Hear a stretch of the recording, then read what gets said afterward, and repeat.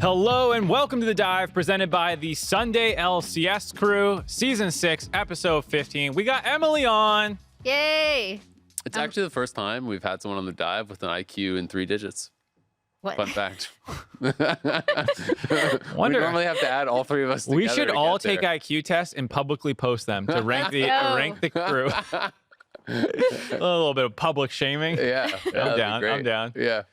Sounds wonderful. I was gonna say, I don't think I've taken one of those since I was like a kid. I never I'm took confident one. you're in 3 digits. And they supposedly change a lot as you age. Our brains Yeah. or the IQ tests?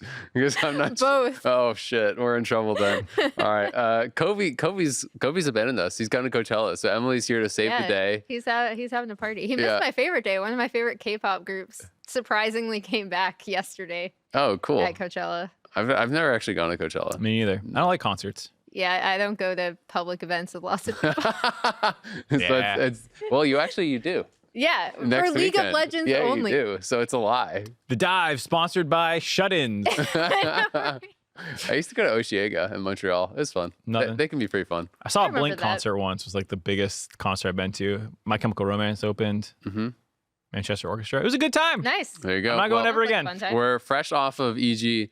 Absolutely clapping C9. This is not recorded Wednesday morning as usual. All of the tech is being shipped out to Houston. Mm-hmm. So we were recording this about 30 minutes after the end of C9 EG. Pretty surprising series, I have to say. I think most people, even if they thought EG would win, didn't think it was going to look like that.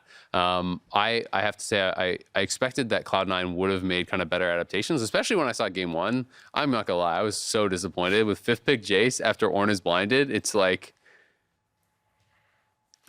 Into Nocturne, what have we learned? Rise as well. It's like you're gonna get attacked in the top lane in that draft. Even if you slam him in the early laning phase, like what is Jace supposed to do later in that game, right? And then they have Kali mid. It's like I just don't understand how their team comp was supposed to function into what their opponents drafted. I think it was really disappointing through that lens because it doesn't even feel like they got caught off guard. Like this is literally what everyone has been doing against them the last couple of weeks.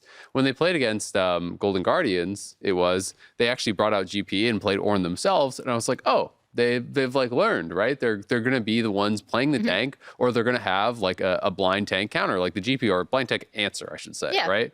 Yeah, I was gonna say, like, we saw last week with GP and Ornn, and it was like Ornn is actually one of Summit's most played champs. Obviously, you have the steep drop off after the After Nar and stuff, Jace duo, but I was unpleasantly surprised. I know it's like a mean thing to say, but when it comes down to draft, I think the first game was the most egregious, even with them doing some things that I liked, right? Like I liked that they decided, okay, Berserker has really good mechanics. Isles is better at playing mage supports. Let's hard focus the bot 2v2. I don't even think EG is necessarily a bad team to do that against, because even in the words of Danny when he was talking to Hai, like that 2v2 strength is not what they play for. They play for team fighting and to unlock Vulcan on the rest of the map.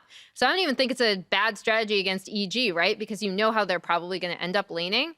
But overall, the drafts just seem to lack focus, and even the ones that had, like, I guess kind of a clearer cut idea or identity were so early game focused and narrow. The like window of execution was so narrow. Yeah. And so that just relies on you being able to perform and play through everything perfectly. These drafts just seem so cocky to me every time I see them, right? It basically feels like we never see these kind of comps win. And I talked about it yesterday during the TL series as well, right? In their game 3, game 4 drafts, where it's like teams are drafting these multiple like range comps with no engage whatsoever, like no real late game options. It's like you basically just have to think you're going to absolutely steamroll your opponents because you've won or lost the game by 15 minutes, right? If you're not like 5K plus ahead at 15 minutes, the game is over. Like you don't have anything else to do. And it's just like, it's such a weird draft to me, unless you truly believe you're just so far superior to your opponents that you can just clown on these guys. And it's so hard to do. It's like, we saw the same thing with Bwipo doing, double marksman twice in a row, into tanks and then kind of getting smacked for it. We saw this as well with Summit into Impact. Like, Someday and Impact are no joke. Like, these are some of the best top laners in the league, and it's very difficult to punish Ornn. Has incredible gank assist. Everyone plays Spellbook on it. So guess what? You hit 6, you swap over to Ignite, you have kill threat. Like, these are known things, and they're not new things. So it's just surprising to me to see these teams drafting this way, and whether that's like the coaches feeling it's the best way, or the players not feeling comfortable playing other things, or them feeling it's the best way. I don't know, but like, it's so problematic. These comps never win in NA. Well, and I mean, that was just game 1. Game 2 was the biggest pivot you can imagine, where you go Jinx, Corki, Trundle, Tom. Like, it wasn't like C9 slammed the same like early game skirmish heavy draft 3 games in a row, and that's why I don't really blame draft for their loss against EG, in the sense where like, yeah, that draft sucked in game 1, and you're going to lose that game. But I just felt like that draft was egregious. I mean, that draft is like horribly bad.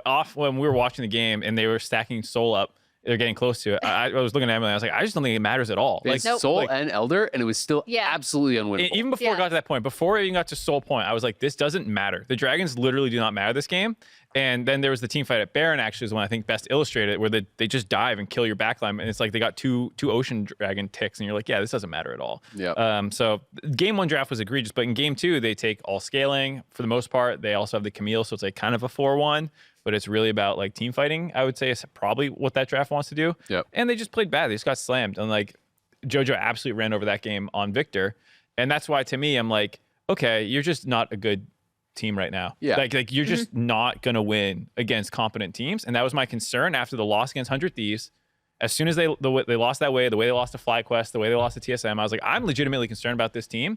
And that's why the Golden Guardians loss never changed, or the win never changed my mind. I've been scared about C9 ever since that 100 Thieves series. And I feel like this was a more egregious loss than I was expecting, to your point at the beginning. But to be clear, I'm not trying to say it's all draft, right? No, I'm I know. Say I'm very disappointed with these drafts that we're seeing. I'm directing this at fans who are going to blame draft. And I'm telling you, stop. Because your team is bad right now. Not like terrible bottom 5 in the league, but like, they cannot beat the other top teams in the league right now. And that was apparent to me after the 100 Thieves series. And like I said, I didn't think it would be, I predicted 3-2 EG, but like, I still thought EG was going to win, and it was just even more so that way. Well, by contrast, you do have EG, who, like, I know people flame their game 5 draft against TL because of, again, how early game it was focused, and the Nidalee Renekton, we saw it, Tom Kia play it, and Canyon still lost, et cetera, et cetera. First of all, this team comps are very different, so I could go on a whole rant about that. But the second thing is, I think you also saw them go with like a really risky composition and went off of a level 1 in the TL series with the like triple marksman comp. Because once they got rolling on that.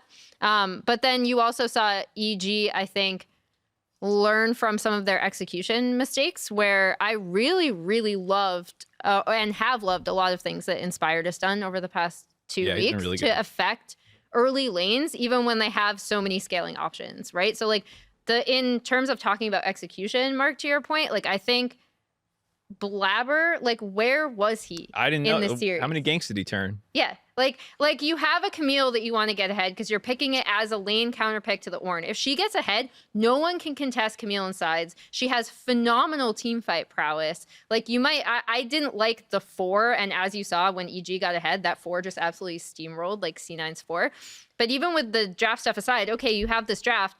You have your bot lane, which is pushing. You have this top lane Camille that you definitely want to focus. Like, where are you?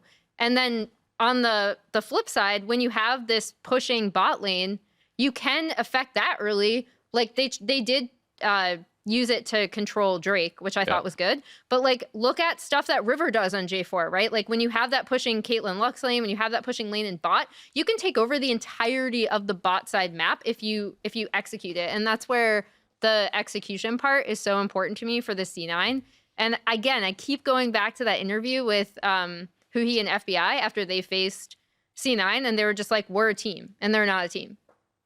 Yeah. I mean, it's rough. I just think they were really uncoordinated. I felt like the Camille demonstrated that pretty heavily because of even some of the, like, when you look past the laning phase, some of the team fights where it's like when someone is diving in and like just doesn't feel like they're on the same page, right? Like he's diving deep on Zeri. Like the closest teammate is like 2 screens away, right? It's like, Yeah. Like what's happening here? Like you're not like a 15 kill Camille who's gonna one shot this guy, right? There needs to be follow up. People all have to be on the same page with it, but it just didn't really feel like it was happening. So it's interesting. It's like one of the biggest kind of implosions it feels like for a team in a while. And one of the biggest kind of like drop in stock of some of the players in a while too, right? Got a tweet from Tim Sevenhuysen, I believe that's how you say it now. And he says, if playoffs was included in awards voting, how would your ballots change as of right now, right? And it's like everyone is immediately thinking of Summit, right? There's no shot that he's even in the top 3 for MVP voting, given the playoff performance, if playoffs were included. And what other players do you think might be kind of affected by that? So Positively funnily or enough, negatively? I think my ballot largely would have held up okay because I actually put Danny over Hans, which I mentioned last week, and I had Jojo in there at 3rd and I had Fudge at 2. So like maybe I would have swapped that. Mm-hmm. But like Fudge had a really good series versus Golden Guardians, and so like I don't think it's particularly egregious given that it wasn't like Decoy popped off or Blaze Olive, like the people that you would maybe put over him were not doing anything that crazy. So like I would keep it largely the same as my own personal ballot, with Summit being the big like the MVP voting would change and top lane All would Pro, change, Yeah, I was gonna say the top lane All Pro and the MVP would change. I think it's really interesting, and someone that I know Raz was pushing heavily for like mid-season, even when Summit was absolutely blasting people, was Closer. I think he'd actually be the most solid option for regular season plus playoffs. It would be either him or Someday for me. Yeah. Those were like up there for me. And Blabber was another person I was considering, but his stock again would have also dropped, at least for MVP voting. I think he played pretty well overall in jungle, like not amazing, but I still think he would have been probably in All Pro and so on, but he wouldn't have been MVP consideration. Summit wouldn't have been. Those feel like the biggest ones for me. And I did have Fudge 3rd, but he would have got bumped out for me. I don't know exactly where Summit would have ended up in All Pro, but probably lower. Really, I mean, it feels a little bit of a loaded question because mostly it's just kind of like dunking on C9 a bit. Yeah, I do like Emily called out some of the 100 Thieves guys who would fly up the standings, I think. And I will say I'm glad that it doesn't include playoffs for that reason, because like it's already such a recency biased award anyways, where people will kind of forget the first round robin. And if you start including playoffs, you're like, yeah, no one gives a hell what you did at all in the regular season if you did that. I just personally feel like it would be cool to have, we have finals MVP. I just would like regular season MVP and just playoffs MVP, right? Because the playoffs MVP is very likely to be on a team that is in the finals anyway. And you know what I mean? More often than not. Wins in the vast majority of cases. So to me, it's like you're very likely accomplishing a similar goal, but then you're honoring like the year in its entirety, right? Because the whole of regular season is counted, all of playoffs is counted. So to me, that kind of solves for what a lot of people are frustrated by, where it's like, I know 100 Thieves fans have been frustrated over these last couple times where they feel, hey, our guy should have been MVP. In summer last year, people were saying, Closer should have been MVP, and it doesn't end up being that way. But they win the finals, and they think, hey, we proved we should have been MVP, and now it's kind of that happening again, where it's Closer and Someday, and people are like, Summit, you're voting for him. Well, where is he now, right? So I do think it would kind of cover for that a bit. Yeah, I do dislike when that happens, though. Like, it's obviously. Pretty sure Summit's probably going to get MVP. He's going to win MVP. It's absolutely going to happen. It's absolutely going to feel bad.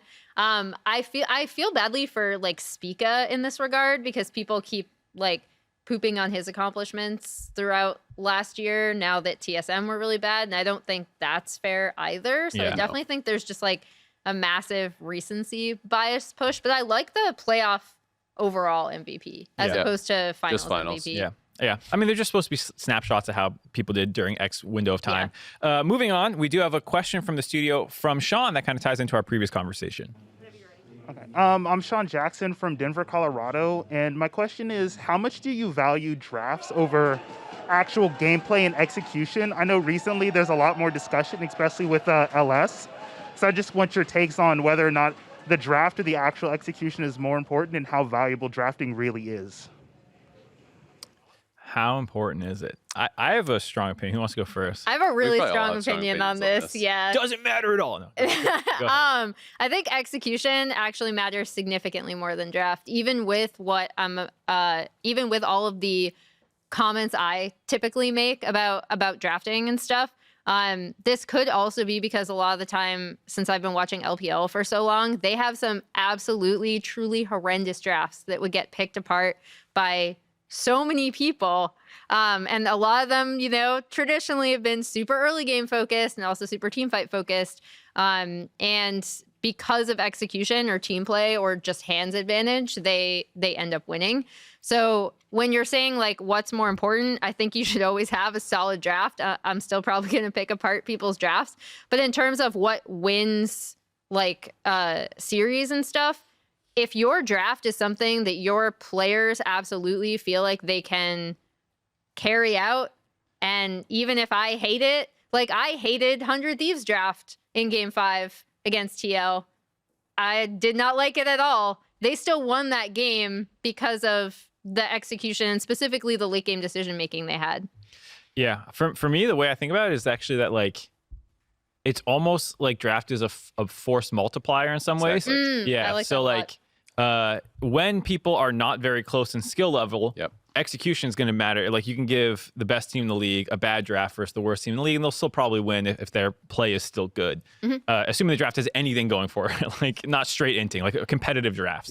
Assuming you do that, like it's more about like it's hard to like move those levels to where like the bad team can win with a good draft. But once the playing field starts to equalize, the drafts become more and more and more important. And so like in playoffs, I can see why people tunnel on it so much, because you're assuming that these teams are close. And then like in 5-game series, like the one you're talking about, drafts start to matter more. Even if sometimes the execution is still the most important thing. And then there's these series like the C9 EG one where I'm like, based off how Cloud9 was playing, they would need such a massive draft gap game after game to win this series because they just didn't look like a team. No, I mean, you basically described it exactly how I do. It's like if a team is a 10 out of a 10, and the draft is like a force multiplier of 2, whatever, okay, you're a 20, right? But it's like, I'm never going to bet on like, Immortals beating T1 or whatever, right? No matter what draft. No matter what draft there is. It's just like, because the starting score is too different. Like there's no multiplier big enough, like there's no advantage big enough from the draft. Draft is easy to talk about, and it's interesting to talk about. So it gets over discussed and kind of like overemphasized, I think. But you also have to remember that we're talking about 2 pro teams, right? So it's like there's an expected similarity in the levels, especially when you're in playoffs, which is why I think there is more of that focus. It's like, which is more important is so easily answered by like, who are you betting on, right? Like the world champions or like preschoolers, right? Like which is more important, execution or draft? Like, of course it's execution, right? A bronze player doesn't beat a challenger player with any pick in the game, but it is incredibly important when you're of similar skill. And even when you in playoffs, like EG versus Fly or some of these series, it's like I'm going to predict based off who I think is the better team, and the drafts matter sometimes. I might change an upset, but it's very heavily execution based, I would argue. Similar thoughts with itemization, where it's like, but to even smaller degrees, right? Where it's like itemization is really fun to talk about and can be interesting, but like the degrees that it changes the game are very small. So it has to be like a really tight game for it to actually be the difference between winning and losing, I believe. It's funny because I listened to a Genshin Impact theory crafting podcast, and it's like the people who crunch all the numbers. I know exactly because I also listened to it. and so they're multiplying. I'm the last holdout. You're the last he one. was the one that got me to play. Sorry, next week it's going to be like high in here or something, right? Like I'm not talking about league anymore. No. But my point is like they often like talk like, oh, this team is better than this team in like theoretical situations, but then like in practice you don't do the rotations and the gameplay optimally, and so your DPS drops to a number where like X comp versus Y comp in that game, you're talking about like this comp's better, but it's 3% better. And that's like how a lot of items are. It's like it's a 3% boost of your damage if you built properly. And like that can come into effect in these really close games. But that's why I think the force multiplier kind of matters the most. It's like you're talking about percentages of your team's capabilities that you're altering with different drafts or builds. Yeah, with itemization, I think it's just particularly frustrating because you can do the math and be like, this is like, why are you doing like the wrong thing? Objectively better. And then you talk to a player and they're just like, I don't know. It feels good. It feels good. Yeah. And like I do that myself when I play League. Like I might not be building optimally because I just like how something feels.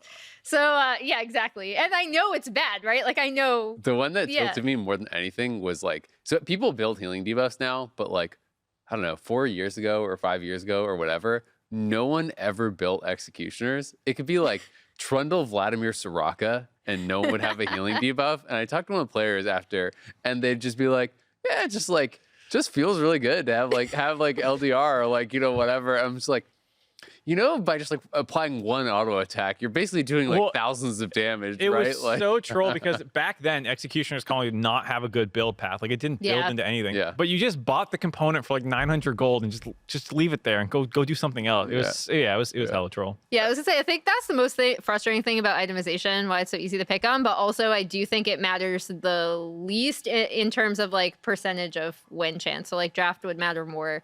Itemization below that, because I rarely see a game completely decided by like a wrong item choice. And I can think of only one game this split where I'm like, if you built differently or the way that I would have wanted you to build optimally, you would have won this game. Like there's always like so many other execution things and then draft things on top of it. Yep, absolutely. So to talk a little bit about, I guess, should we go back to the TL series first, maybe, or do you want to talk more specifically about like the EGC9 series? I'm up for whatever. I'm helpful. Let's go. Yeah, I know how. You go on a trip with me? What do you want to do today? Yeah, whatever. I hate that. I know. That's absolutely not useful at all. I know. All right, well, we'll talk a little bit about, I guess, the TL series then, TL 100. Obviously was a very close series. I think most of the discussion after the series, again, was about draft, right? I think Game 3, Game 4 particularly were the ones that people were really focused on. That was a series that I had TL winning. Like I had them winning 3-2. I thought it was going to be close. I, again, did not think it would be swung in the way that it was swung because TL came out, absolutely stomped them in the first 2 games, and you're like, oh, it's a 3-0. And like, then the next 2 games, like it made sense to me in Game 3 for them to be like, oh, we're going to take a swing. We're going to do this double marksman thing. We're not going to play engage. We're going to, basically go with a different draft here and try to close it out because we have a 2-game advantage, right? Like you can take that kind of calculated risk. What I was really surprised with was when that falls flat on its face, that they, again, just like, well, the Graves didn't work out, but what about Illusion here? Yeah. And they just like went right back to basically what felt like the same comp again.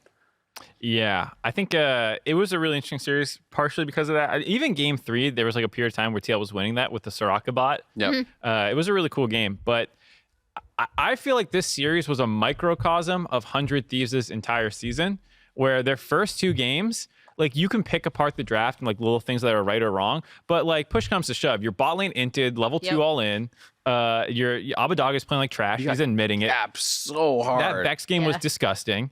And, then closers like, guys, we're not playing the game. We got to play the game. And then they do a similar draft in Game 3 to their Game 1 draft. They go back to scaling after trying to be like, oh, let's put you on Tryndamere someday. Let's try a different angle. We'll go really early game with Vex, VA, Tryndamere, and like this kind of like dive comp.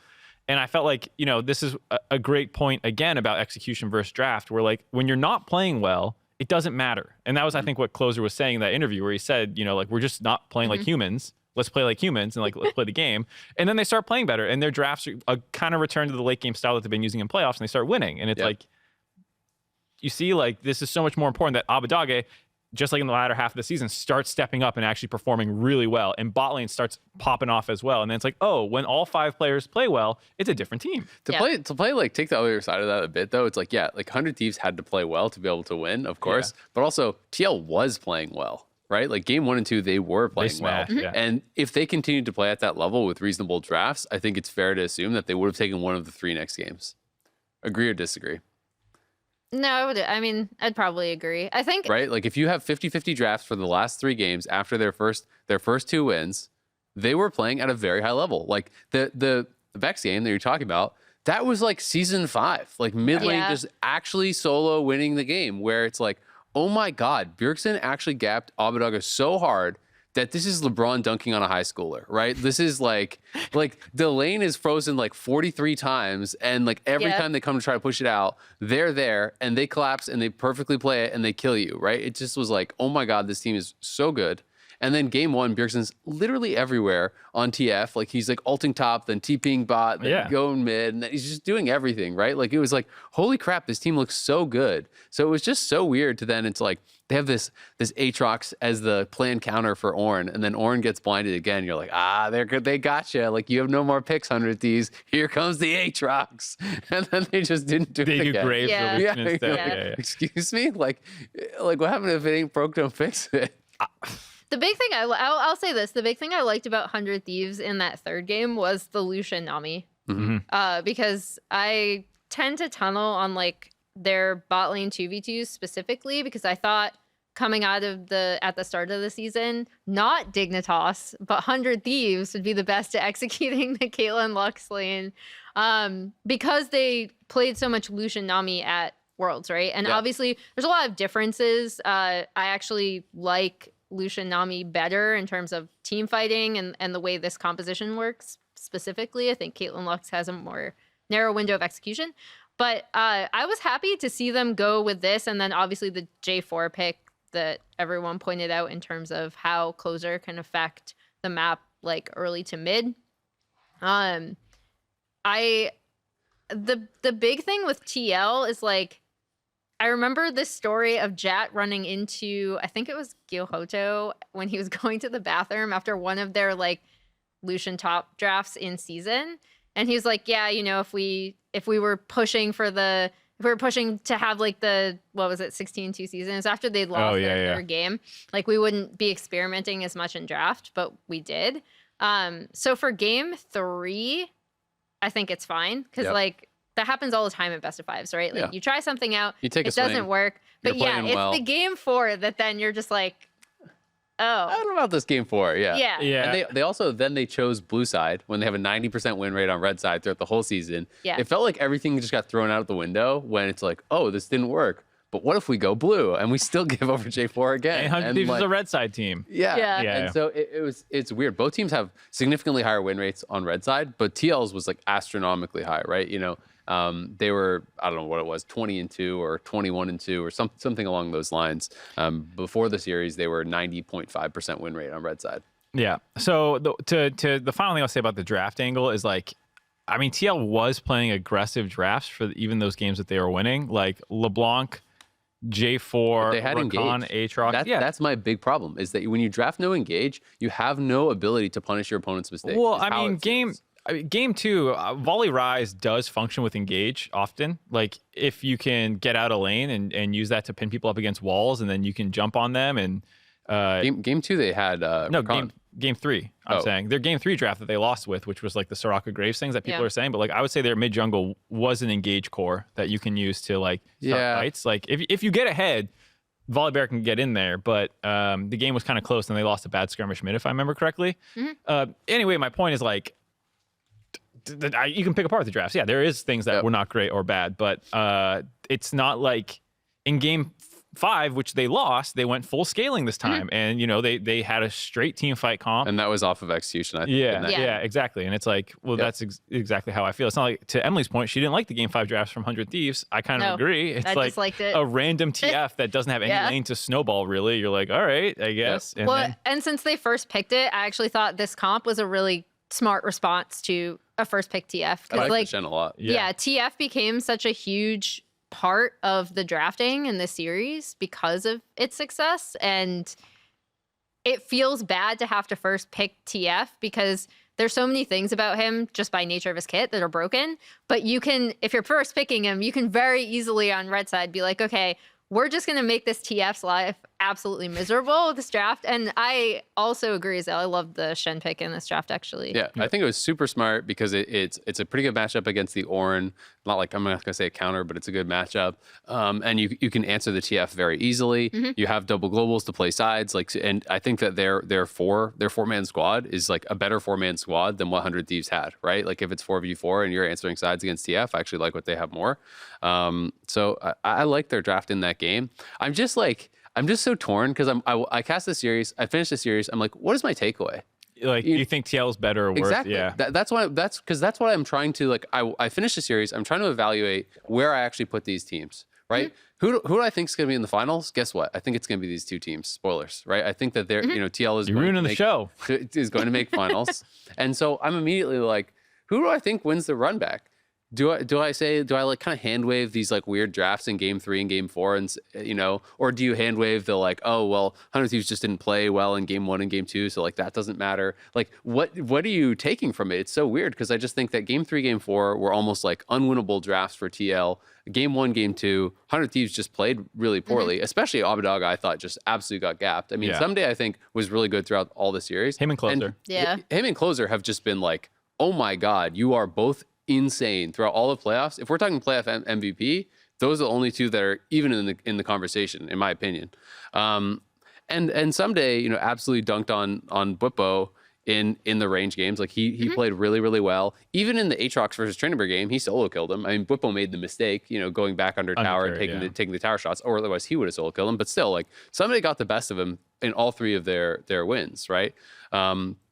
But it's just hard to know because even game 5, like that was the one that felt like more of the real test where it's like, okay, this one came down more to execution, less about draft potentially.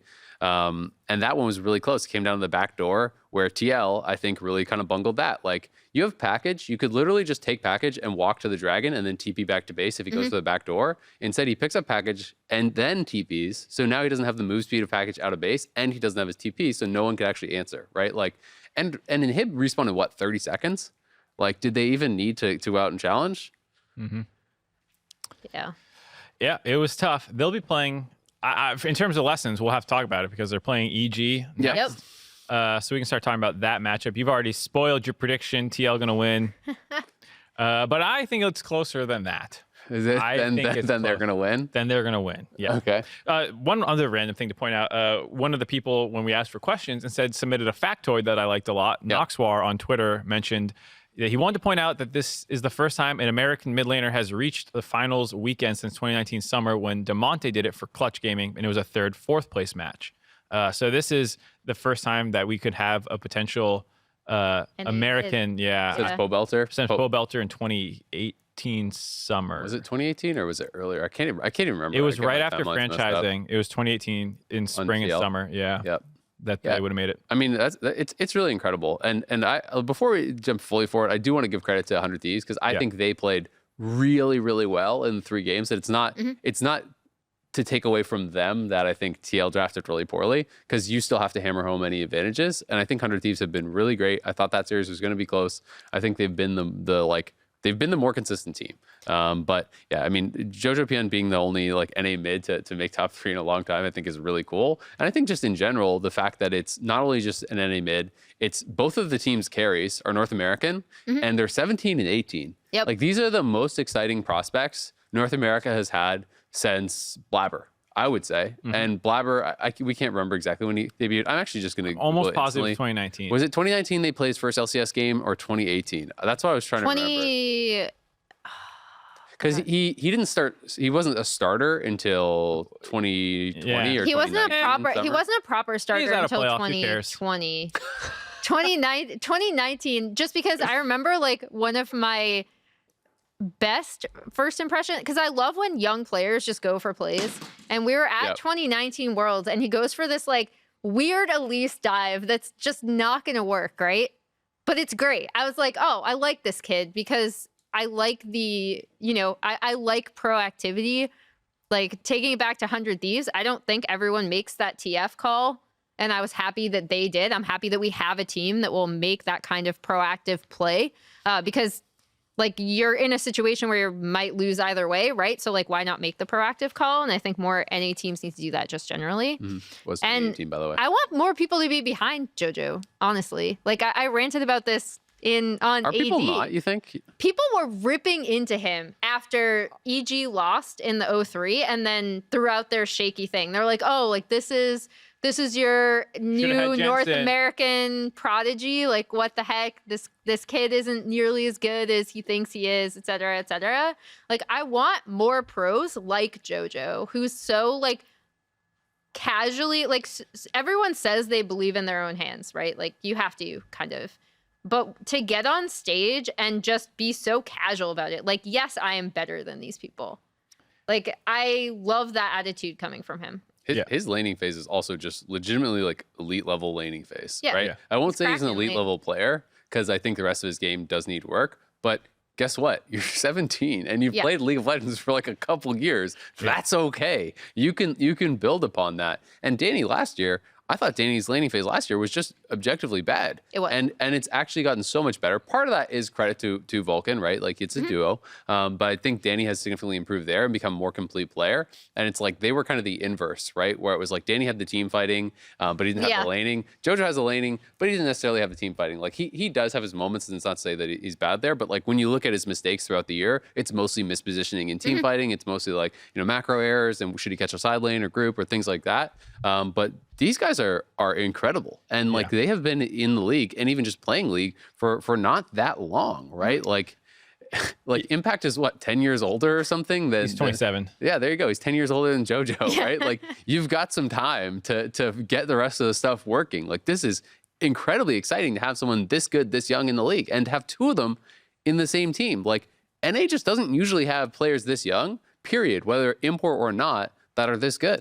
Yeah, so that's why I'm super excited about their matchup against TL. I think the series that they just played was really impressive to me for a couple of reasons. One was Inspired, looked like MVP kind of level, which I don't think we had seen quite throughout. Maybe towards the end of the season, buffed a little bit. He had a couple games where he looked like MVP, but he had most of the games where he looked like a middle of the pack jungler, I thought. Yeah. So that's why I was really excited to see the Noxwarr pick, that he was able to pilot extremely well and just had like really good gank timings to just show up, get the kill, and kind of like go away. They were always really smart about like advancing some game plan or something, because Jarvan was really clean. And like Vulcan, I mean, everyone talks about the Zoomers recently, but I thought the Karma game, I couldn't believe how high impact of a Karma he had, when normally Karma's like this lane dominant. You just sit there and chuck Qs for 15 minutes and then you become useless and press E, like, but he was roaming mid. He was landing like Ws on mid laners, to like get kills and stuff. So like, I thought this was a complete team win, and why it was so dominant over Cloud9 wasn't just like, Cloud9 sucks, but like, oh wow, like who played bad on EG? Like name some bad plays, and you're like, they might have died a couple times when they didn't need to. Impact neutralized Summit for the most part, even if he fell down CS in a couple of the matchups. Like it was a slaughter.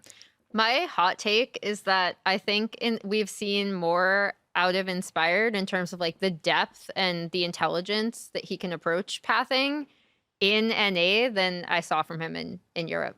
And that's not to say he wasn't good in Europe, but it's to say that their setups, especially on Rogue, were typically like, you have these lane dominant players, have all pushing lane. Push, invade, he has farm. complete like control over everything, right? And EG is not that team. Like afterwards, we heard Danny being like, yeah, you know what? Zeri kind of feels bad in lane. She's going to get shoved in most of these lanes.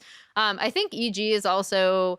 And this is probably credit to Vulcan Inspired, or just the way their coaching staff, someone who's recognized this, is that the way they funnel gold into their carries in side lanes a lot of the time with their setups is actually really smart. So like specifically with Danny, EG used to be, and I see more teams doing it now, but like EG used to be the only team who was willing to forego objectives or like forego contesting Herald to funnel gold into Danny through plates. I think that's actually so like underratingly good. I think the Dragon setup still needs work, because I'm not going to defend losing every single Drake that they did, even with a bot lane that's going to get shoved in. But I do think I appreciate that they're willing to do that. And I can always see the theory behind what they're doing, right? I'm not going to defend losing almost. The first couple every game was fine. And then like the third and fourth dragon, every game, they just inted their setup. I was like, I was sitting back here, Mark could attest to this. I was like, they can't possibly not set up for this, Drake. Nope, they like punt it. They have a terrible fight and like have a terrible reset or something. They get chunked out, have to reset. Well, that's why I was just laughing, because like, I came in when it was, when one team was 2 games up, because I'm like, okay, we're doing the dive right after. I'll be in here a bit early. So I came in the analyst desk, and you guys are just talking like, well, like they get time for Dragon. Grump is up cross map. Like, they could make a trade here for Grump, like, and it's just like, sure enough, like every time they just go over the Dragon. So that's why I was just laughing, because I was just immediately thinking about all the memes that were going on during the game. But I mean, EG as a whole, like not just Danny and Vulcan, but Inspired is 20, Vulcan is 22. Like their whole bot side is all NA talent, right? Like they have a really young squad if they were to actually stay together and like continue to grow, like the future is actually so bright for this team. And we just don't really see teams stay together anymore. Yeah. So like, I don't know if it's going to happen or not, but it just seems like almost a pipe dream these days in League of Legends that it's like every team just makes roster swaps like left, right, and center after almost every split. It's like didn't win Worlds, time to roster swap. Won Worlds, time to roster swap. Like, you know, it's just like where are these teams going with this? Like, if EG can hold on to their players, which may be hard to do, right? Because likely, you know, people like Danny and Jojo are probably going to be worth a lot more money in the coming years, like when it's time to re-up the contracts. And I assume that the other three were already expensive. So who knows? But the future is super, super bright. On that point too, like it's good for fans to have like a team to latch onto, and you actually have players that can stick there a long time. I think that's one thing 100 Thieves has done really well is like if you're a fan of Closer, which it's very easy to be, he seems like a 100 Thieves franchise player that they're just going to like have for a while. And I hope that happens so people can stick with that story. And the problem is their main rivals have been Team Liquid. Like 2018, Team Liquid slammed them in the finals. It was the fastest finals for a period of time. And then 100 Thieves get their revenge and like all this stuff. But like the players aren't always there. So while the orgs have this history, it's like who from that old TL lineup was there was literally no one, I don't think. Yeah. Who is TL's franchise player? Yeah, it's like Core JJ, but it's only been 3 years, I think. So like it's that now, but it's still kind of fresh. And so I hope that these teams for EG and TL and 100 Thieves stay together and stay at the top for a long time. Yeah. The rivalry between TL and 100 Thieves is actually really cool and has grown a lot. I mean, especially this last year, because last year they met in the winter bracket finals in summer. Then they met in the finals this time, winter bracket finals. Maybe we'll meet in the finals, maybe won't. They were, you know, in the finals of Academy Proving Grounds. They were in the finals last time, both the teams of Academy Proving Grounds. They traded back and forth and who won the titles. Like, they are just actually winning everything. Like, these two teams in amateur and in LCS over the last year, like, they are the big dogs. And it's kind of crazy, you know, the realization, like, kind of hit me at the end of the series. I'm like, no C9 or TSM in finals weekend. Right? You know, there's TL is like the kind of like old dog or whatever you want to call them, like the legacy org that's still here. I know some people were kind of pushing back when I tweeted about that because like, EG used to be in the league, but I think it's kind of different because it's full new ownership group and they were out of the league for a while. It doesn't feel definitely different.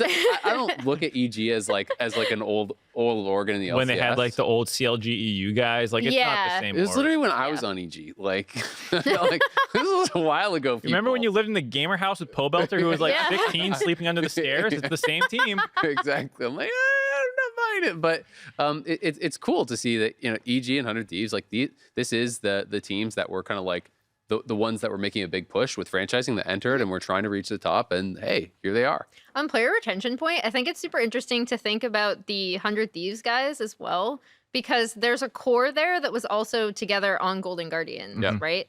And I think people were understanding that 100 Thieves wanted to like keep their championship roster, right?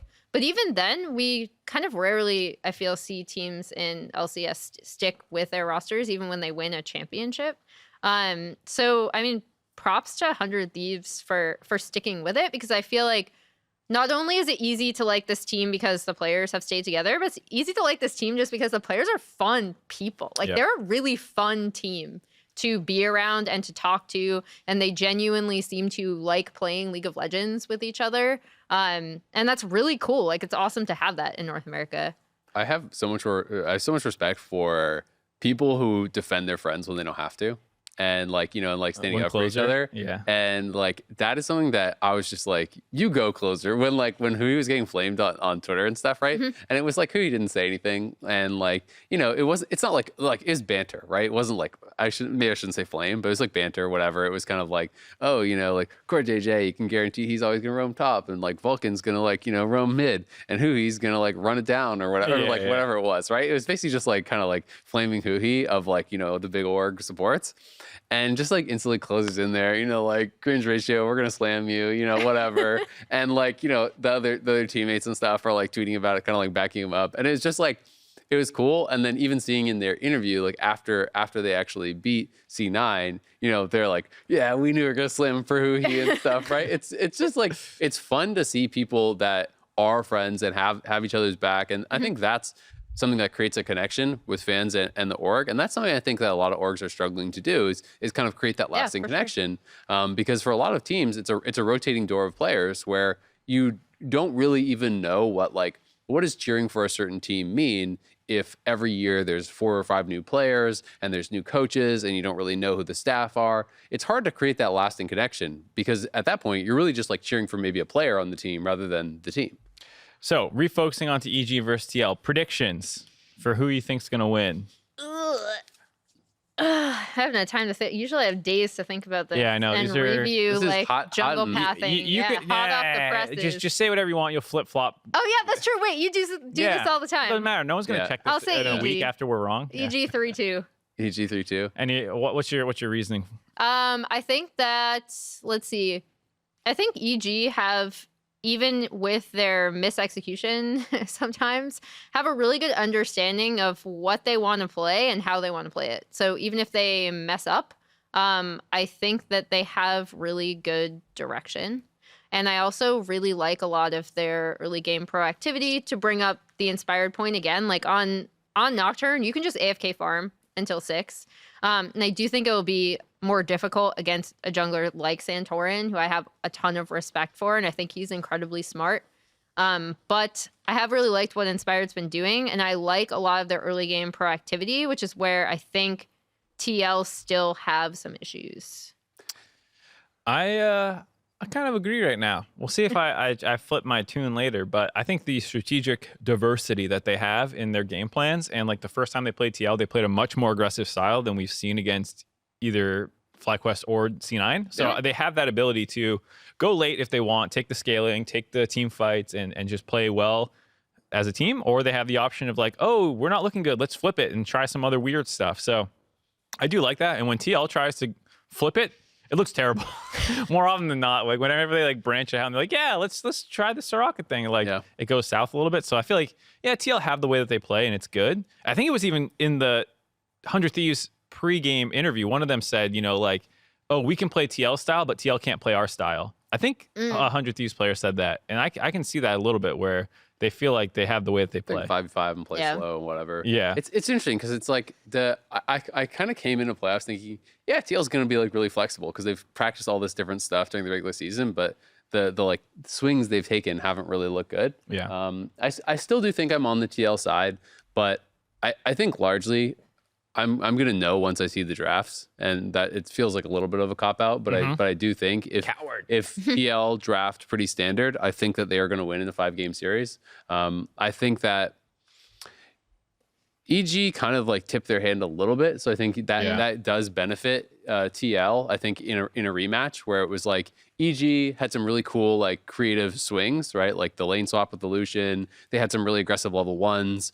I predict that TL will have very defensive level 1s, either 5 stacking a brush or doing like super safe wards and like trying to negate any sort of level 1 advantage that EG can take. I think that they are going to be more prepared for things like the lane swap, for the double marksman comp and things like that. And I think after seeing how game 3-4 went, in their most recent series, they're going to play more standard and play more to their strengths. And I think if they do that, I just think they kind of have like a higher quality of player. I think that they can more consistently create leads in bot lane, which I think is a problem when I believe Hans and Core can team fight just as well, or better than Danny and Vulcan. So I think that's where you start to really run into some problems. I think Bjergsen is a more complete player, even though he's a worse laner, than Jojo. So to me, it's like, if TL drafts how I think they're going to draft, if their prep is what I think their prep is going to be, I think that they win 3-2 or 3-1. But if they start drafting weird stuff, I would pivot so hard to predicting EG. I'm super curious about the draft because Mark brought up something that I think is really important. It's that EG have shown that if Vulcan is not on an engaged support, they can still win, right? The engage comes out of the jungle in Inspired. Whereas I don't think I can say the same for TL. I do feel like Core, unless people start playing tanks. Yeah, that's true too. Like they basically need to find another solution if they want. And I'm not saying they can't, but like looking at their drafts going into their next season, Soraka, like I really want to see who else. Like if they want Core on something like a mage support or the Braum, like I want to see who is then going to be the primary engage for their team because they still absolutely need one. And my argument is for sure that it should be Bwipo because he's done that a lot in his career. Think even in the regular season. He has look at his Gragas. He put him on Gragas and Ornn. Like that's totally fine, right? Like you have incredible quality of players on this team. So, I also think you were kind of joking about dragon setups and stuff. TL is really good at their objective setups, and when they get an advantage, they're really good at taking over the enemy jungle. Like how Santorin and Core work together. Man, you talked me out of my prediction. I think they're the best mid jungle as far as vision control in the league. So I think it's going to be TL. I think it's going to be a 100 Thieves TL matchup. And then honestly, that just feels like almost a coin flip. I think these teams are really evenly matched. I thought it was going to be a 3-2 last time. I think it'll be a 3-2 this time. It's just going to be a very, very exciting weekend. Yeah, the 100 Thieves versus EG matchup will be very interesting, Azael. I agree. In the finals, Jojo can make in the finals. It's gonna be great. Honestly, that's one. If EG does make it to finals, that's one where I can see it just devolving into like all early game skirmishes, like 20 kills at like 18. You know what I mean? Like I can definitely see at least one of those games going that way, which would be really fun for me. I could see EG kind of dragging them into that style because like Closer wants to scrap and like Kuhi and FBI aren't going to back down, and then like everyone's drafting just like range champions. Okay, I have a question for you guys. Do you predict there to be any meta evolutions for finals weekend, and if so, what? So we talked about a little bit about playoffs slowing down, I think last episode. And like I still the rise of the tank. The rise of the tank feels like it's still going on. Like the tank counter picks I could see happening in any of these series because someday Impact weak side guys and like Bwipo is maybe the most aggressive of them, but will potentially get dragged into the Gragas and the Shen and the Ornn, and then you're like, all right, we're going to the bot lane. So I could see if you want to call that an evolution or like a continuation of that. Or maybe you see some like really annoying tank counters like Singed. Well, I was talking about that Singed today. into Ornn is really good. Someone was talking about, what would you fifth pick there into the Ornn? I was like, you go Singed if you really wanted to. I said Alawi. You mocked me when I mentioned that. I did. Yeah, I was gonna say, are we gonna get the obligatory? Kobe's not here. We got to mention the Alawi. It would have been so good that game. When I looked at his, because he was signed in, I brought my own laptop. When I looked at his like stage laptop, it was like all these Alawi builds tabs open. It's like Google search history. Does anyone love Alawi but me? It's his prep for the weekend. It's just all Alawi facts. Like, the filter he's with the ready. Hearts if someone filter. picks Alawi, Kobe is ready. He's all over it. Yeah. On the point about that, though, I also feel like 100 Thieves is also a lot about like when we're talking about execution. Like I just wonder who shows up because I could also see them just having like game one, game two, 100 Thieves were bad. Yeah, just like if Abadaga plays like that, you don't win the finals. Yeah, I mean that was them playing in the small crowd. Like this could become an issue, given like in front of the 15,000 if it's sold out. I think is what the number is or something like that. Something like that. Yeah, like you're gonna have like this stage presence for the young EG players, but I think everyone has been. It's been so long since anyone played with the crowd. Like everyone's gonna be nervous, and I could see like if Abba just goes out and lays an egg. Like is he gonna have the bathroom psych up while he's taking a dump again? Like I don't know. Wait, excuse me. He didn't say officially. It was heavily implied in his interview. Oh, I missed that. Where he was have you seen his interview? Jojo's? No. Alba's.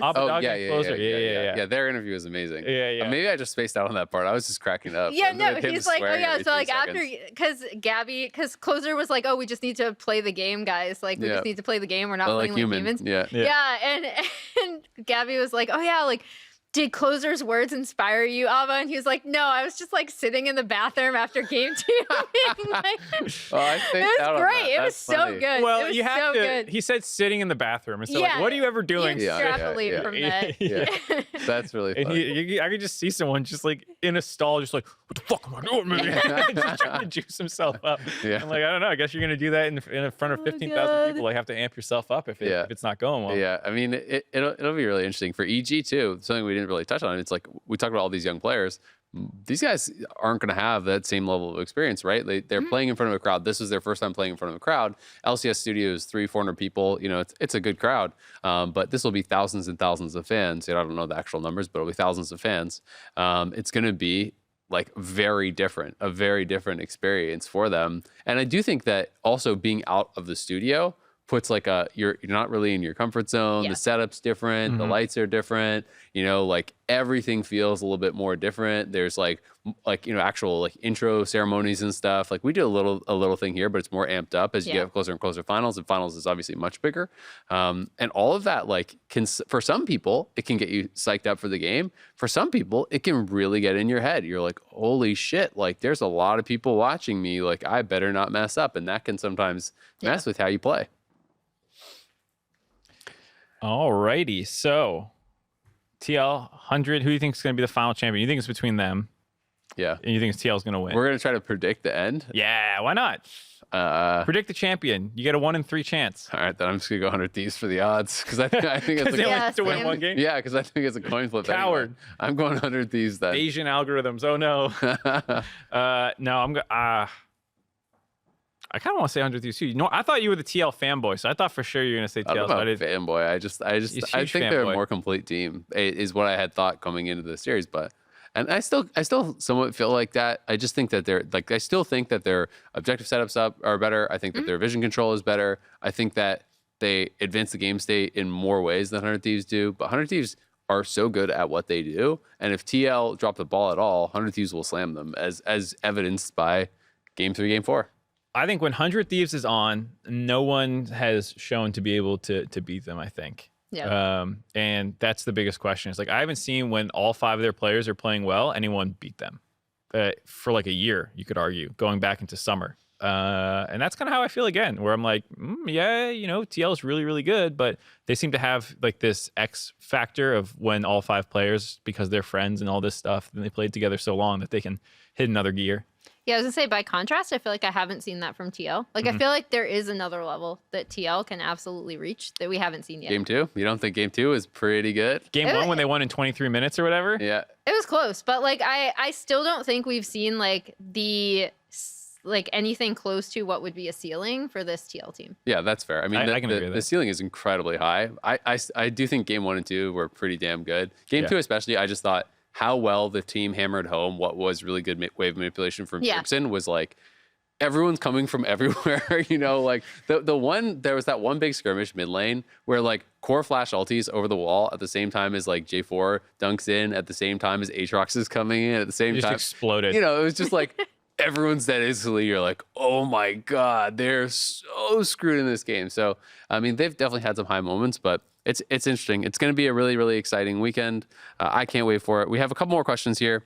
This one comes from Big Gibs on campus. He says, what do you think has been the most impactful role and least impactful role for playoffs so far? So least impactful, I would actually argue top lane. Sort of. In a weird way. I mean, every role is impactful, so you're going to have like a C9 counterexample. fans right now fuming. That's what I'm saying. Is like, you know, you kind of just play top and play tank and chill. You know, it's not you can do that. But isn't it impactful how badly some of the top laners have gotten bopped? I feel like almost every series. I mean, like the other thing too is like the other top laner was getting clapped, right? Someday also on his Ornn is insane. So like, I mean, I kind of get it, but I also and when they beat TL, Bwipo kind of got clapped pretty hard when. Every time that C9 got 3-0'd twice, they got that super was a mistake. He tried to have an impact on Lucian and Graves, and it's like, you buffoon, you don't have an impact. Go take your Gragas and you have a good time up Play there. Mundo, farm with cleavers. Yeah, there you go. Oh, that's least really impactful. hard. What do you think about most impactful then? Or I can go if you want some time. I feel like I always want to say jungle for most impactful, but like it's the weird stipulation of like junglers are always going to look really, really good based on a draft sometimes and really, really bad based on a draft sometimes. Yep. But I think the way that closer played some, like, you know, even in some of their losses, and then additionally, again, like I feel like I'm finally seeing what people saw and inspired now in some of his games later in the season, and then also in playoffs in terms of like, we talk about efficiency for junglers, and I think time is the like key component of any jungle, right? Like you have to be most efficient with your time, and like what are you getting out of it? Mm-hmm. And that's where I really credit Inspired for a lot of EG's success. So he's been like incredibly impactful for that team. And by contrast, I think there were actually so many things Blabber could have done for C9 that we didn't see happen for whatever reason. Their jungle to lane communication's been pretty not great, even when they were winning. I think they were winning through like, I can see so many dragon team fights right now, like flashing through my mind, where Blabber just walks away with like a triple kill, or and he's like a carry, but that's not through jungle to lane communication. And then again, Santorin, I think like Santorin is an excellent jungler, and is really good at like neutralizing and tracking his opponents. So that's your most impactful. What's your least impactful? Gun to your head. It's time to go. So I was actually weirdly going to say mid, which is odd. Ooh, interesting. Yeah, which is odd because I think mid in terms of like damage and location on the map is super important. But then I think like when I see mids end up being successful, it's like always a team thing, weirdly enough. So it's like, it's not about like mid as a position, but it's about how the team plays it. So like that Bjergsen like season 4, season 5 setup, right? Like I can see in my head like Core is Rakan holding the wave there. And that's what sets up all those plays. Right? Yeah, I would have agreed in the regular season, but I felt like Fudge clapped Golden Guardians. Jojo clapped this is series. Where I was going to go. I think mid is the most impactful because I felt like every single series, the better mid was winning like every game. Yeah, even 100 Thieves when they were clapping Abaddon, as soon as he turned it around, it's like, wow, now they're playing well again. Yep. It just feels like mid is what like unlocks the map still. And and it's interesting because it's different perspectives, right? Like on the same thing where you're talking about like, oh, you know, they're going to mid lane because like the location is important, or like but other people are kind of facilitating it. And I can totally see that argument. But I kind of also feel like you have to facilitate it because it's so important, right? Because if you don't go towards mid and win mid, you lose control of your jungle. They start moving towards sides. Like the game is often played like first mid, then other stuff, right? Is how it feels a lot. And even back to the initial series that we had, like almost every series, like you said, like in lower bracket and stuff, it was like often decided by mid diff. Like Tukoi had a bad series, Fudge super clapped Ablaze in that series. Like pretty much every series has been like. So what's your least? My least impactful? I actually want to say support, funny enough. Because I feel like top has been really significant because of like the discussions around tanks Ornn, and not playing tanks and stuff. Jungle I think has been hyper impactful. I think that a lot of team fights are getting decided by marksman in late game when you think about it's hard to ignore Zeri, like Danny and Hans and people like this. And support is normally something that I would rank really highly, but this is kind of just like gut check. But I've just felt like supports have not felt like they have been the deciding factor in many games in this. They are more just like they're facilitating, but not in the same way have I felt like we've seen as many as in the regular season. Like we're not seeing many roams top, if at all. We're mostly only seeing supports roam mid to help push out the wave and stuff. It feels like it's been pretty lane focused towards bot and then do your role in team fights. You've walked into my trap card, Azael. You know why they don't roam top? Because it doesn't matter. Well, I didn't say that was the most important. No, but you said mid lane is the most impactful because you have to go there to unlock it. Yeah. You can ignore top lane because it's not impactful. Is that your argument? Like even Core JJ is not roaming top. Yeah, he's like, wow, what a useless role. He basically hasn't, right? No, which is weird. Even when they did the marksman stuff, like they still didn't go top. Yeah. Which is strange. I mean, I think it's support is up there for least impactful currently. Yeah. And like part of it I think is also like if people are playing Namis and Karmas, it's just like it's hard to notice. It's a little less impactful. Yumi's like, oh wow, there's the big ultimate, but like, what did you actually do, Yumi, other than pick Yumi? Yeah. You know, there's less to point out. So could be that as well. Yep, definitely interesting. I think do we have one more? I think we had one more. You got another question. This one coming from Brian Rowland.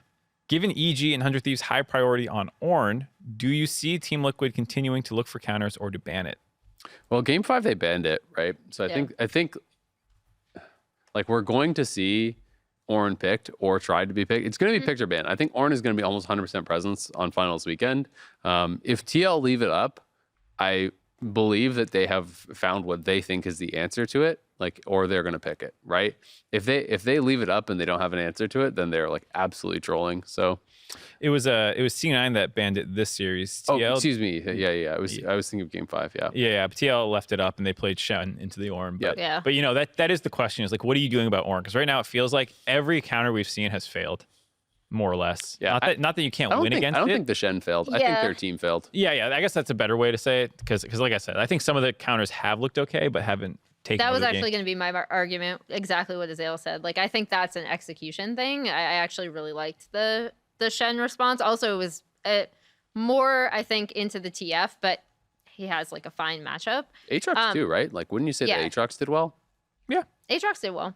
I also think there are arguments for, like, I think Camille, despite the fact that she lost today, is a really good, like, Ornn counter if you focus that lane, right? Because she has, like, unparalleled side lane pressure. Obviously, it depends on the rest of the draft as well, because you're going to be playing like a 1-3-1 or a 4-1 setup. So you need to make sure that your 4 is going to be super strong because you're not going to have that same front like tank that you would get with an Ornn. But a team that can execute like a really good 4-1 or 1-3-1 with a Camille, like she's unparalleled in side lanes. Yeah. The only thing, go ahead. Oh no, you go first. I was just gonna say the only thing I think with Camille is that you either have to have a strong enough team fight that you can bring Camille to team fight and 5v5, or you have to have people who can go to the side and dive the Ornn. Because I think if you are only trying to have isolated 1v1, Ornn literally just builds Warmogs and then you can no longer threaten towers. And like, so I think that it can't just be like, all right, we have these 4 randoms and then Camille has to win the game for us through side. For sure. I agree with that. It's got to be like, TF or you have really good 5v5 with the other option would be to take a Lowy. Yeah. I think Singe is actually more likely. We'll see how much sway Kobe has over Andre's DMs. We already week. know none based on the fact. Well, but now we can be like, well, I told you. I feel like with the tops we have left, I can see all of them playing Singed and only Bwippo playing Alawi. Yeah. Singe You're telling me there's a Singe is chance. strong. But Singe is also one of those really weird picks where it's like... It just warps your whole game. It warps your whole game. And also, you have to know how to really play on this champion, right? And a lot of people don't actually like the first couple levels even into things like Ornn. So, like, you have to be comfortable, in, or you have to be comfortable to proxying and stuff, right? And, like, then the game gets really weird, So and it's if like, the rest of your team doesn't know how to play around a pick like that, I actually think this would also happen with Alawi because, like, nothing feels worse than picking something for lane that's like still really good, but then having to fit it into the rest of your team comp and it just doesn't work. And then it just looks like poop, even if you absolutely own that lane. Alawi's up 3 kills, comes to the team fight, goes, whoop, and then misses the tentacle. And then, guys, give me all 15 seconds. Back to lane. Give me 15 seconds. My job here is done. Yeah, that's my experience playing with Alawi. I don't know. It's great. Kobe's gonna be so happy watching this episode. All right, it's absolutely wonderful. That's gonna do it for this episode of Dive. Thank you so much, Emily, for jumping in for last having me. minute. Fun. Appreciate it. Great job. Golf claps all around. This is tea, by the way. As opposed to As opposed to what? Get your mind Whatever over else there, you you guys sicko. were thinking. was Apple in juice. there. As opposed Gross. to apple juice. I hate apple juice. Disgusting. It's delicious. apple tea. cider, Same, delicious. actually. Apple juice, trash. Yeah, maybe it's Agreed. just like really not fizzy beer. Which Really would That also was be like the gross. It's like flattest super beer. flat beer. Our producer just said it straight up looks like whiskey, which I Whiskey's a little disagree with. dark. Emily's actually. going hard. I would say She it's just more, fills up it her looks party like cups more with like just hard beer. liquor. This Yeah. this is just casually drinks the it. Emily special. You don't realize as soon as the broadcast ends, she's slamming liquor. Yeah, she's just- exactly. Just drinking an entire bottle of whiskey on the dive. All right. Well, that'll do it for the dive. Expect to hear. Okay, so this is going to be actually the last episode of the dive until MSI. We are planning on doing Euphoria with some of the European folks. We're going to have someone representing from NA in all the episodes. I'm not sure exactly what the schedule is going to be. Who knows? We were trying to figure that out earlier. We don't even really know our schedule. Who's going? I don't know. We're going to figure it out. We appreciate everyone who's been checking us out throughout this whole year long. You can continue to do so on Spotify, Apple Podcasts, Anchor.fm. And thank you so much for sending in all your questions week over week. We really appreciate everyone who is doing that consistently and using the hashtag DiveLOL so we can find them. The LCS Finals weekend in Houston kicks off Saturday at noon with Evil Geniuses versus Team Liquid. The winner is going to face 100 Thieves for the LCS title and a trip to MSI. I can't wait for Houston. We'll see you all there. Can't wait to pay my taxes.